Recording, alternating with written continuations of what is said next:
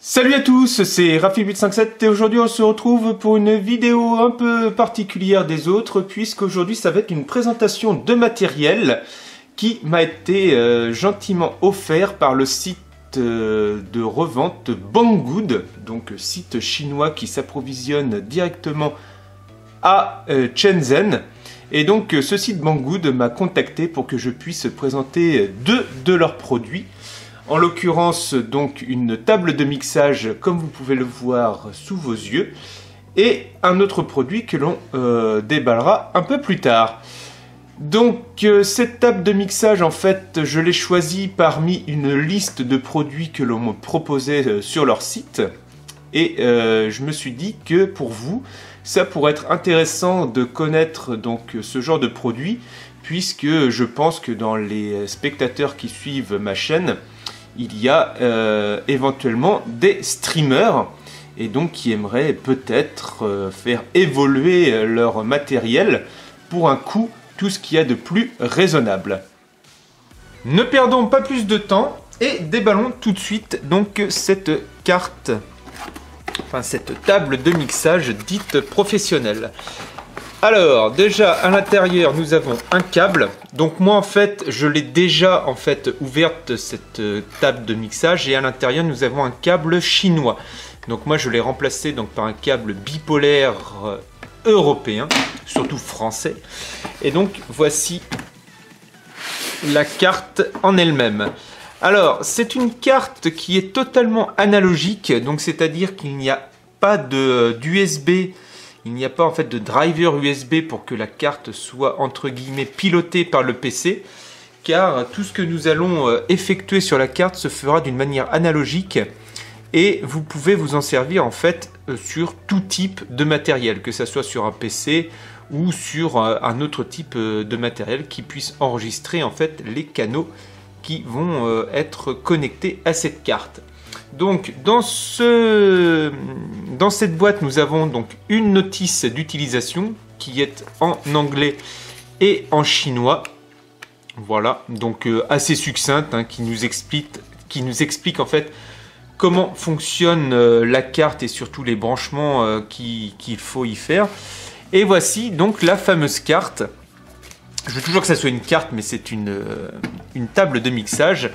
Donc elle fait son poids, mine de rien, hein, on le sent bien, elle doit faire au moins un bon 1,5 kg, donc c'est je pense un gage de qualité. Et on peut y voir donc toutes les fonctions que regroupe donc cette carte. Donc on peut contrôler en fait chaque canal d'entrée, donc il y en a 4.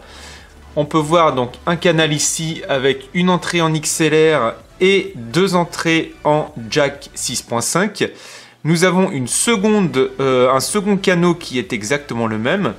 Nous en avons un troisième ici où on peut y connecter des fiches, un appareil en RCA. Donc ça c'est plutôt pas mal. Vous pouvez y brancher par exemple votre console de jeu si vous voulez éventuellement vous en servir comme support pour vos jeux vidéo.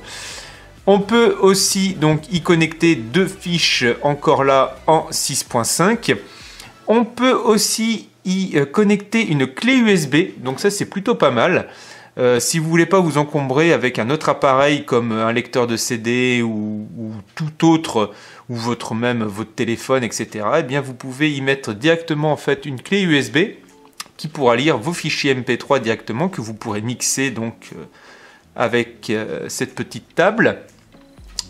Et vous avez une sortie donc pour votre casque à condition qu'il soit en 6.5 lui aussi. Mais évidemment, il y a des adaptateurs qui permettent de faire la conversion du 3.5 vers 6.5. Voilà. Et donc sur la tranche avant, nous avons donc le petit interrupteur de marche arrêt ainsi que l'entrée pour le courant. Voilà, tout simplement.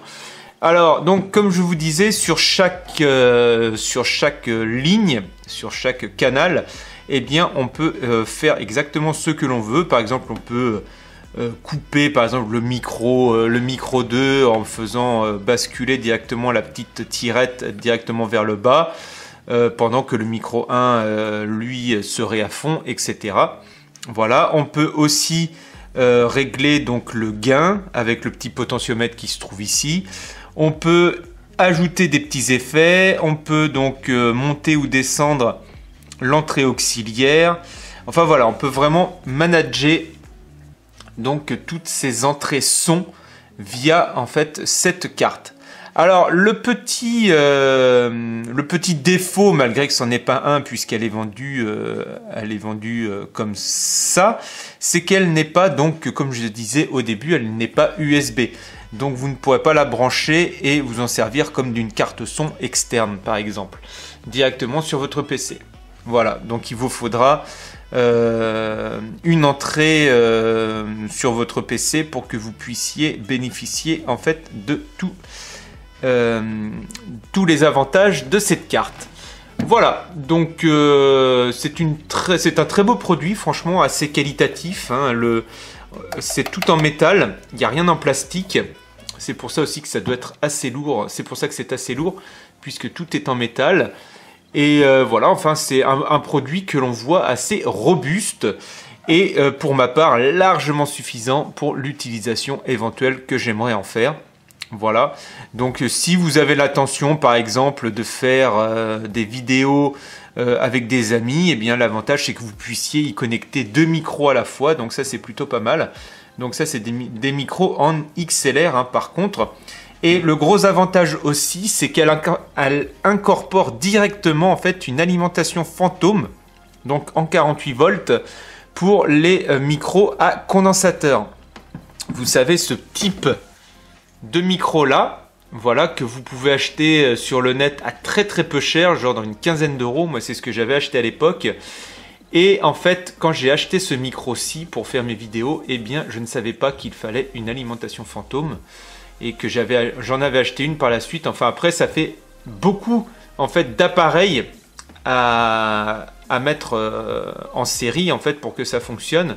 Alors qu'avec cette table, eh bien vous avez directement l'alimentation fantôme incorporée. Donc ça vous évite d'acheter une alim externe pour votre micro. Et donc ça c'est vraiment un gros avantage.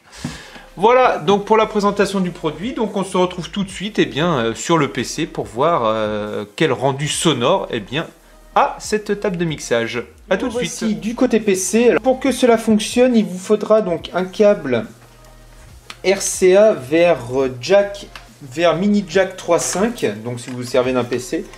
Donc un câble comme celui-ci. Donc cette partie mini jack sera connectée directement sur votre entrée ligne du PC. Et donc les connecteurs RCA, eh bien ils seront à brancher en fait, hop, sur la partie RUC, qui permettra en fait d'envoyer le son vers votre PC ou un autre appareil, éventuellement si vous vous servez d'un autre appareil. Maintenant que la table de mixage a été branchée au PC, eh bien je vais y brancher un micro. Donc le micro que je vous ai montré en début de vidéo, que je vais installer donc sur l'entrée, enfin sur la chaîne, sur le canal numéro 1. Voilà, comme cela. Toc.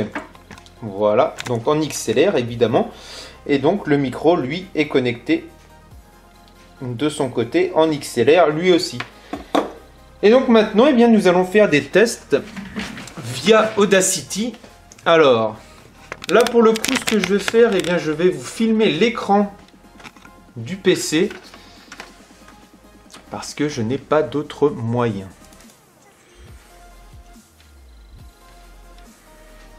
Alors ce que je vais faire, je vais rajouter capture d'écran.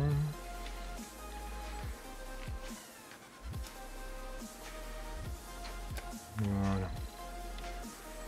Donc audio du bureau, tac.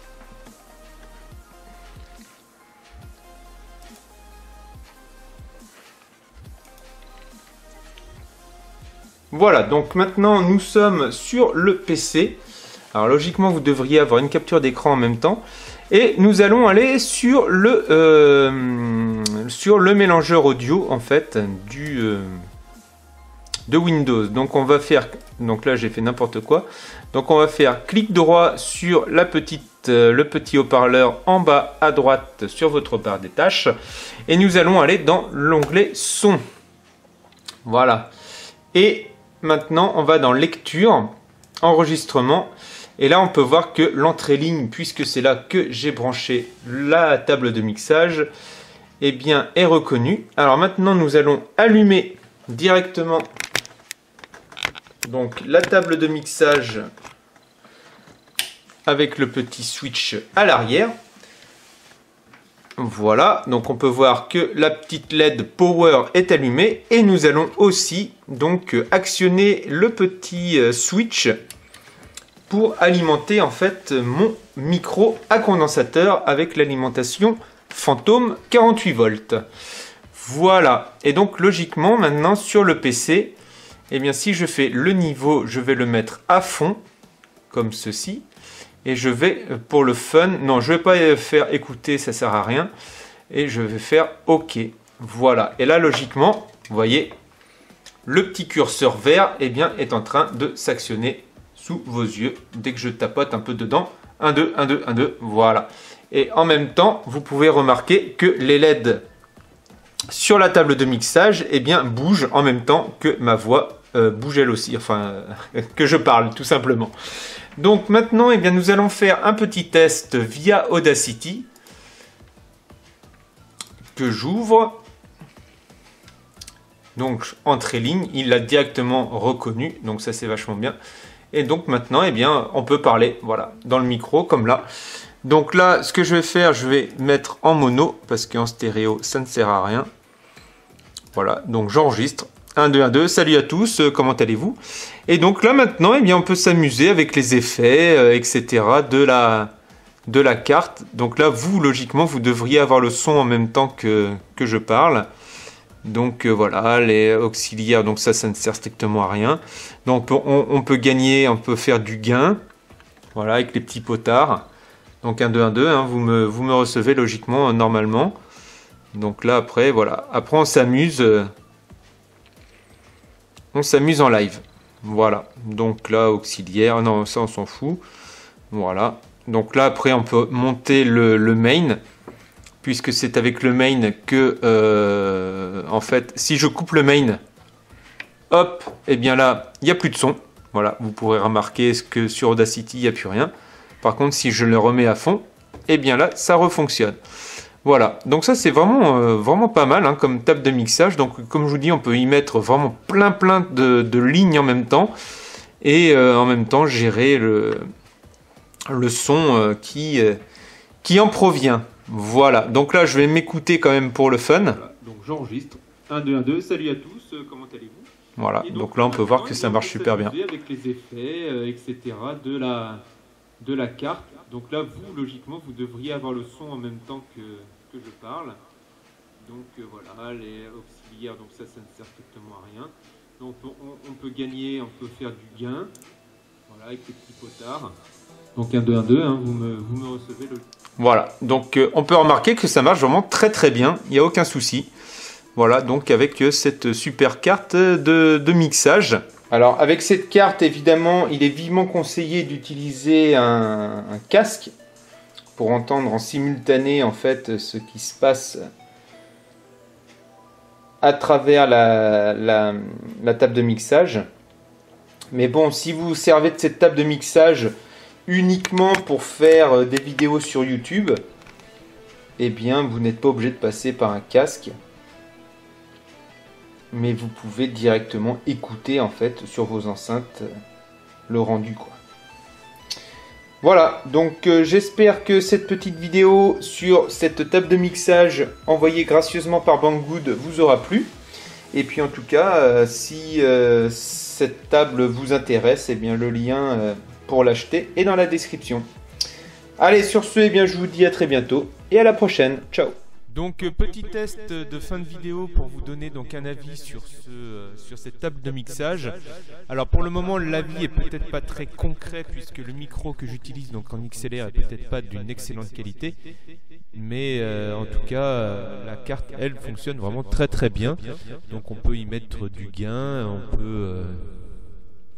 peut y mettre quelques petits effets. Donc là normalement vous devriez avoir la reverb, et là normalement vous ne devriez plus avoir de reverb. Voilà.